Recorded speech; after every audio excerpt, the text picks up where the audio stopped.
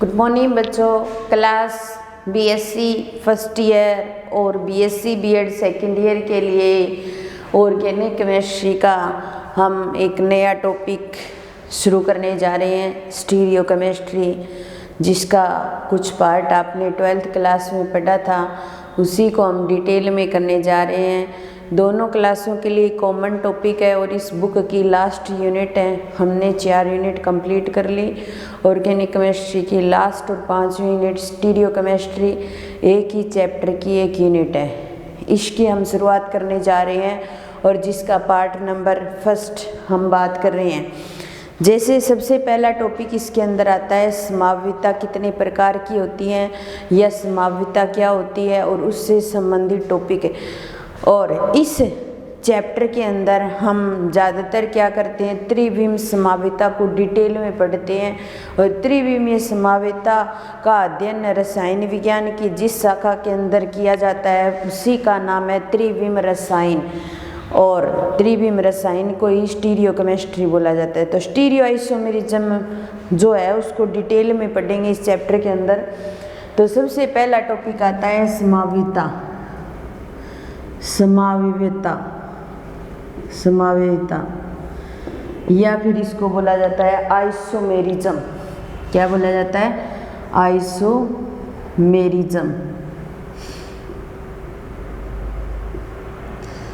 संभाव्यता क्या होती है? सबसे पहली बात तो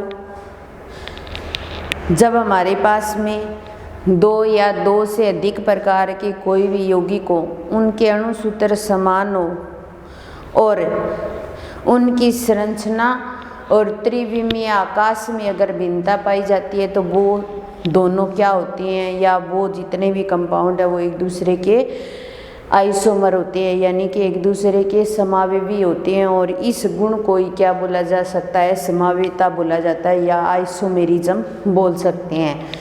तो जब 2 या 2 से अधिक यौगिकों के अणु सूत्र समान हो लेकिन अगर उनकी संरचना त्रिविमीय आकाश के अंदर भिन्नता पाई जाती है तो वो एक दूसरे के क्या होते हैं? समावेवी, और इस गुण को ही क्या कहा जाता है? संभाव्यता।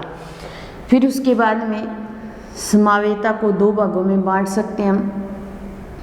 एक तो होती है संरचनात्मक संभाव्यता, संरचनात्मक संभाव्यता, और संरचनात्मक संभाव्यता को बोला जाता है स्ट्रक्चरल आइसोमेरिज्म, आइसोमेरिज्म, ठीक है। और एक होती है त्रिविमीय संभाव्यता, या इसको बोला जा सकता है स्टीरियो आइसोमेरिज्म, स्टीरियो आइसोमेरिज्म। और जो स्टीरियो आइसोमेरिज्म होती है इसकी स्टडी रसायन विज्ञान की जिस शाखा के अंदर की जाती है वही होती है स्टीरियो केमिस्ट्री। तो हम इस संभाव्यता को इस चैप्टर में बहुत डिटेल से पढ़ेंगे।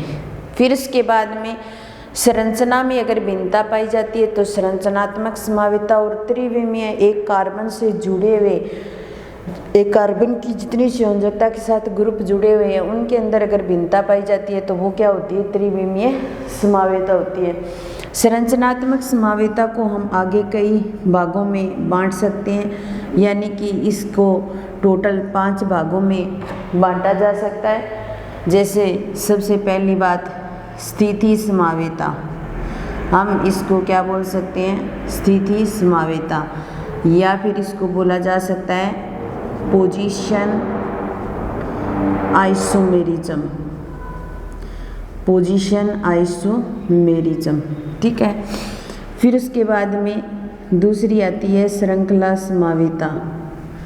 क्या होती है? श्रृंखला संभाव्यता, जिसको बोला जाता है चेन आइसोमेरिज्म, चेन आइसोमेरिज्म। और तीसरी आती है क्रियात्मक समूह संभाव्यता, क्रियात्मक समूह संभाव्यता, जिसको बोला जाता है फंक्शनल ग्रुप आइसोमेरिज्म। एक होती है मध्यवता,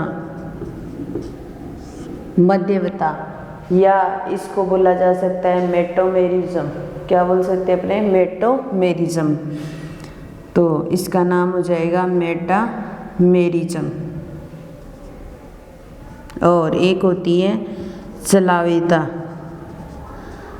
चलावेता जिसको बोला जाता है ट्यूटोमेरिज्म। क्या बोला जाता है? ट्यूटोमेरिज्म।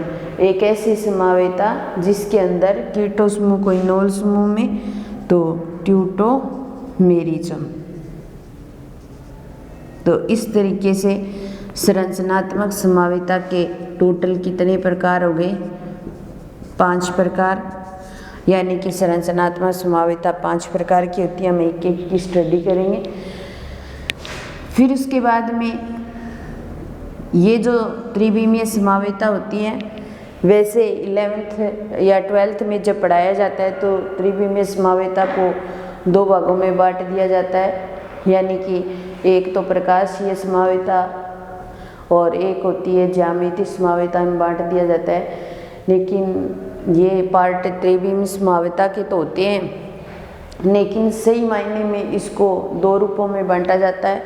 एक होता है विन्यासी समावेता, एक तो होती है विन्यासी समावेता, और एक होती है सरूपण समावेता, सरूपण समावेता। ठीक है, ये सही तरीके से इनको 2 भागों में बांट सकते हैं। यानी कि इसको बोला जाता है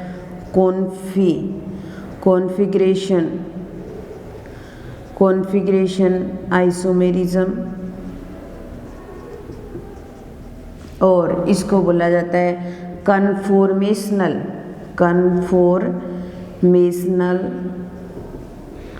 आइसोमेरिज्म।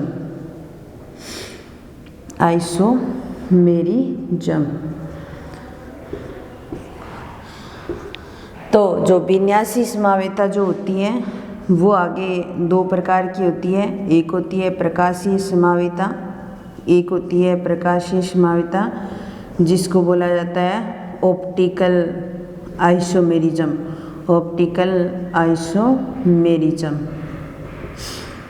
ठीक है, और जो दूसरी होती है उसको बोला जाता है ज्यामितीय समावेता, ज्यामितीय समावेता, या इसको बोला जाता है ज्योमेट्रिकल आइसोमेरिज्म, ज्योमेट्रिकल आइसोमेरिज्म। ठीक है, और सरूपण समावेता जिसको अपने घर्षित रूप, घर्षित सरूपण, या इसको बोला जाता है सांत्रित सरूपण, और घर्षित सरूपण को बोला जाता है एक्लिप्स्ड फॉर्म, एक्लिप्स्ड कन्फॉर्मेशन, और इसको बोला जाता है स्टैगर्ड फॉर्म। ठीक है, और ये कुर्सी सरूपण होता है एक, यानी कि जिसको बोला जाता है चेयर फॉर्म। ठीक है, और एक होती है नौका रूप, जिसका नौका सरूपण जिसको बोला जाता है वोट फॉर्म। ये पढ़ते हैं इसके अंदर। तो ये था हमारा क्लासिफिकेशन समावेता का, कि समावेता कितने प्रकार की होती है। मुख्यतः समावेता 2 प्रकार की, एक संरचनात्मक समावेता, दूसरी त्रिविमीय समावेता। संरचनात्मक समावेता को आगे 5 पार्ट में डिवाइड किया। स्थिति समावेता या पोजीशन आइसोमेरिज्म, श्रृंखला समावेता यानी कि चेन आइसोमेरिज्म, फंक्शनल समूह या क्रियात्मक समूह समावेता, फंक्शनल ग्रुप आइसोमेरिज्म, मध्यवता मेटोमेरिज्म, चलावेता या ट्यूटोमेरिज्म, और त्रिविमीय समावेता यानी कि स्टीरियो आइसोमेरिज्म 2 प्रकार की, विन्यासी और सरूपण।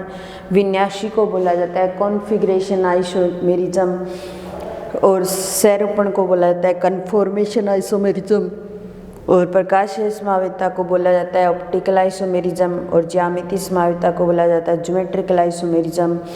और इसी प्रकार कन्फॉर्मेशनल आइसोमेरिज्म जिसको घर्षित सरूपण, सांत्रित सरूपण, कुर्सी सरूपण और नौका सरूपण, जिसको आप 12th क्लास में पढ़ के भी आए हैं क्योंकि 12th क्लास में थोड़ा सा पोर्शन स्टीरियोकेमिस्ट्री का लगता है आपके। अब देखिए इसके अंदर हम सबसे पहले संरचनात्मक संभाव्यता कितने प्रकार की होती है या संरचनात्मक संभाव्यता क्या होती है, इस पोर्शन की स्टडी करेंगे। फिर इसके बाद में इस पोर्शन पर आएंगे त्रिविमीय संभाव्यता। ये पूरी यहाँ तक अपने इतना पढ़ लेंगे ना तो उसके बाद में हमारी यूनिट कंप्लीट हो जाएगी। बस इतना ही सिस्टम पढ़ना है हमें इस चैप्टर के अंदर, ठीक है। तो सबसे पहले हम शुरुआत करते हैं संरचनात्मक संभाव्यता की। एक एक करेंगे एग्जाम्पल के साथ।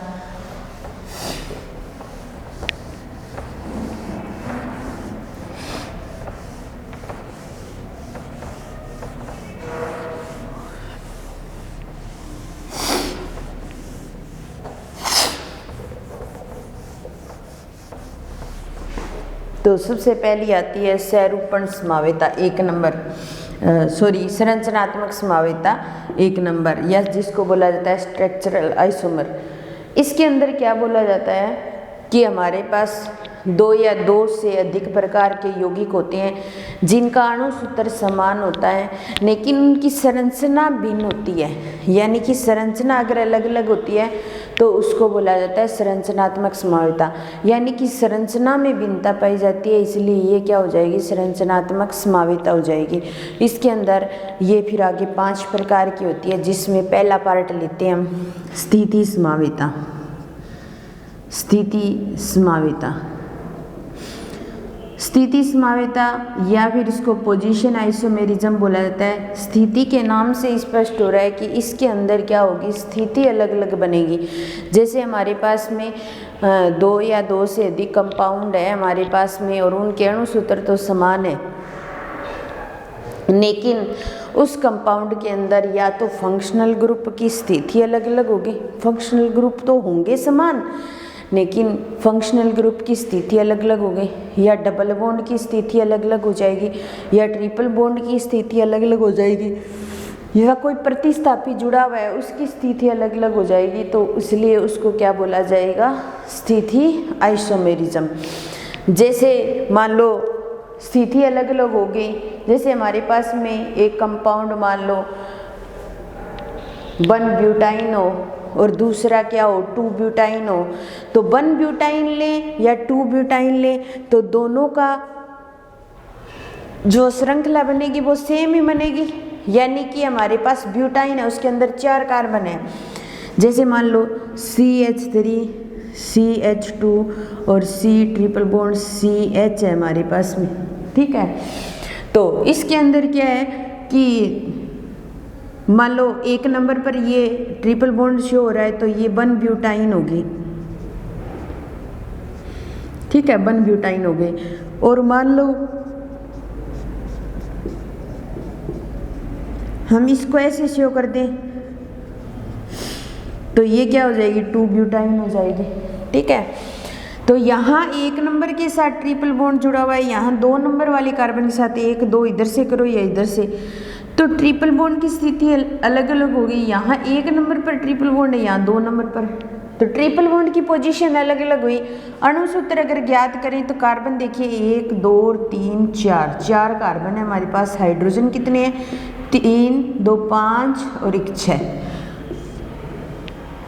और यहाँ पे देखिए 1 2 और 3 4 कार्बन और 3 और 3 4 हाइड्रोजन। तो हमारे पास में जो अणु सूत्र है वो C4H6 है। कहने का मतलब ये है कि अणु सूत्र तो क्या है, समान है। जब 2 या 2 से अधिक यौगिक हमारे पास होते हैं तो उनका अणु सूत्र समान होता है लेकिन स्थिति में भिन्नता पाई जाती है।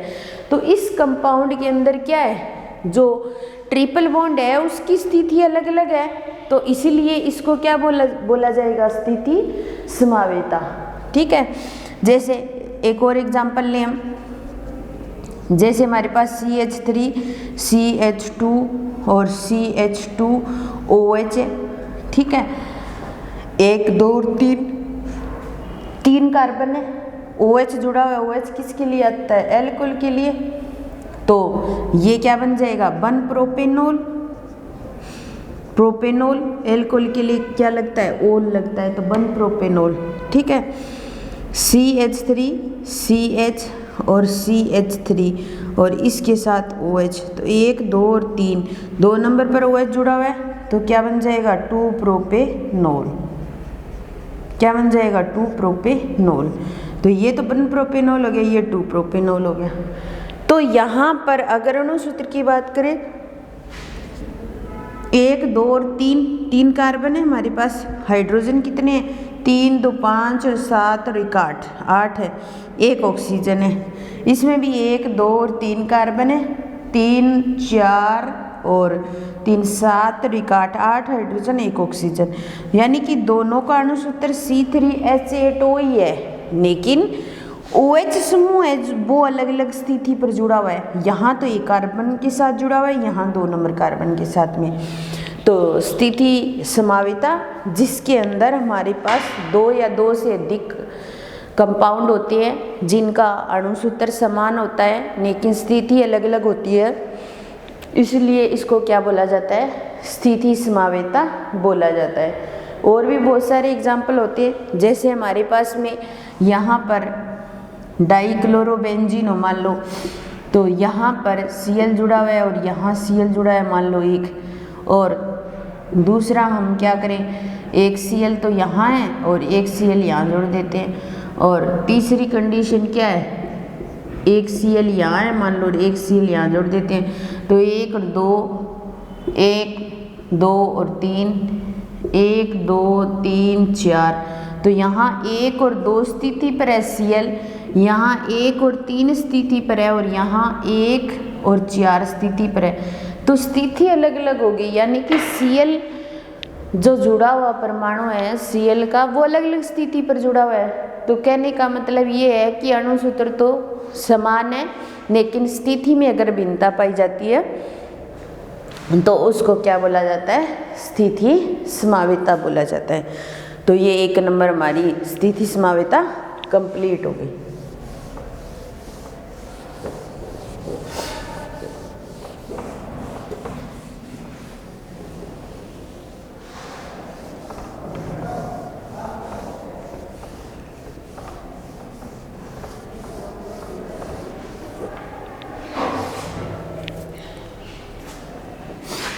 फिर उसके बाद में 2 नंबर आती है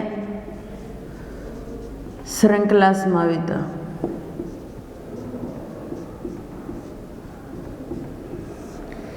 श्रृंखला समावेता इसमें देखिए जब हमारे पास में श्रृंखला का नाम स्पष्ट हो रहा है, श्रृंखला आइसोमेरिज्म या श्रृंखला समावेता को बोला जाता है चेन आइसोमेरिज्म, यानी कि श्रृंखला समावेता का मतलब श्रृंखला अलग अलग बनेगी। तो हमारे पास कोई भी 2 यौगिक होंगे उनके अणुसूत्र समान होंगे लेकिन श्रृंखलाएं में भिन्नता पाई जाएगी, श्रृंखलाएं अलग अलग प्रकार की बनेगी। जैसे एग्जाम्पल लें हम, जैसे हमारे पास में C5H12 है, इसकी बात करते हैं हम और इसका नाम है पेंटेन। ठीक है, पेंटेन की अगर श्रृंखलाएं बनाई तो CH3 CH2 और CH2 और CH2 और CH3, यानी कि N पेंटेन। इसको क्या बोलेंगे N पेंटेन बोलेंगे। 5 कार्बन की श्रृंखला है जिसके अंदर कार्बन तो 5 है और हाइड्रोजन कितने हैं 12 है। ठीक है, फिर उसके बाद में हम क्या करते हैं यहाँ पर 4 कार्बन की श्रृंखला बनाते हैं और एक CH3 को यहाँ जोड़ देते हैं। ठीक है, और इसको बोला जाता है आइसोपेंटेन। इसको क्या बोला जाता है आइसोपेंटेन, इसको बोला जाता है आइसोपेंटेन। अब आगे वाली कंडीशन में हम क्या करते हैं CH3 C और CH3 और CH3 और CH3, जिसको बोला जाता है नियोपेंटेन, जिसको बोला जाता है नियोपेंटेन। तो हमारे पास 3 एग्जाम्पल है हमारे पास पेंटेन, आइसोपेंटेन और नियोपेंटेन।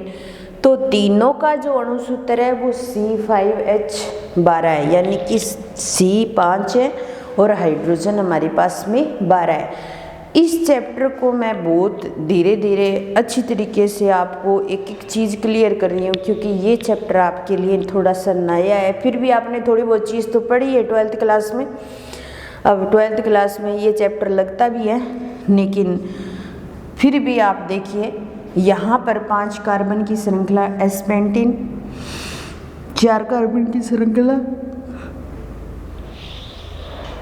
एक CH3 जोड़ दिया तो आइसोपेंटेन, 3 कार्बन की श्रृंखला और 2 प्रतिस्थापी बन गए तो क्या बन गया, नियोपेंटेन। तो यहाँ पर क्या है, श्रृंखलाएं में भिन्नता पाई जाएगी, इसलिए इस आइसोमेरिज्म का नाम है श्रृंखला समावेता या चैन में भिन्नता पाई जाएगी। देखो यहाँ पर 1 2 3 4 और 5 कार्बन की श्रृंखला बन रही है। यहाँ पे 1 2 3 और 4 कार्बन की श्रृंखला, क्योंकि ये तो प्रतिस्थापी होगा। और यहाँ पर 1 2 और 3 ऐसे बनाओ या 1 2 3 ऐसे बनाओ, तो 3 ही कार्बन की श्रृंखला बन रही है। बाकी जो तीनों एग्जाम्पल हैं उनका अणुसूत्र सेम है, यानी कि अणुसूत्र C5H12 ही होगा, लेकिन श्रृंखलाएं अलग अलग बनेंगी, इसलिए इसको क्या बोला जाएगा, श्रृंखला समावेता बोला जाएगा। तो ऐसे जब हमारे पास 2 या 2 से अधिक प्रकार के यौगिक जिनके अणुसूत्र तो क्या हो, समान हो, लेकिन श्रृंखला के अंदर अगर भिन्नता पाई जाती है तो वो क्या होती है, श्रृंखला समावेता होती है।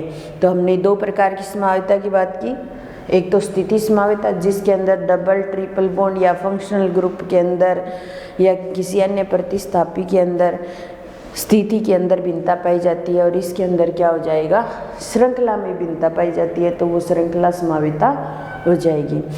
बाकी नेक्स्ट क्लास में करेंगे। आज की क्लास का यहीं पर समापन करते हैं। धन्यवाद।